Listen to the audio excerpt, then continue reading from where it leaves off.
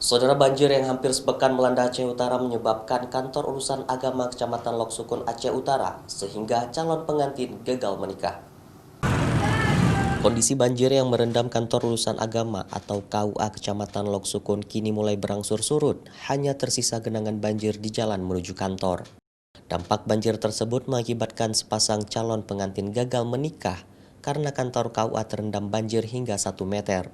Dan sejumlah calon pengantin lainnya terpaksa menikah di lokasi lain yang tidak terdampak banjir. Kini, para pegawai kantor urusan agama kecamatan tersebut pun telah membersihkan endapan lumpur di dalam kantor.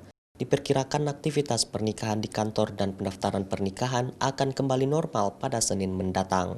Tanggal 8, tanggal 7 pelaksanaan nikah, satu pasang tetap dilaksanakan. Karena kondisi kantor tidak memungkinkan pelaksanaan di kantor, otomatis kami tetap memberikan pelayanan di luar. Otomatis pelaksanaannya tetap di kantor. Berarti yang satu orang ditunda ya? Ditunda satu orang. Itu warga mana Pak kira-kira? Mantang Menje. Mantang Menje, kecamatan? Menje, kecamatan Sukun, pemukiman RB, Barat.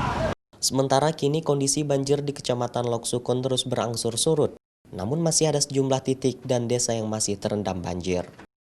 Zikri Maulana, Kompas TV, Aceh Utara.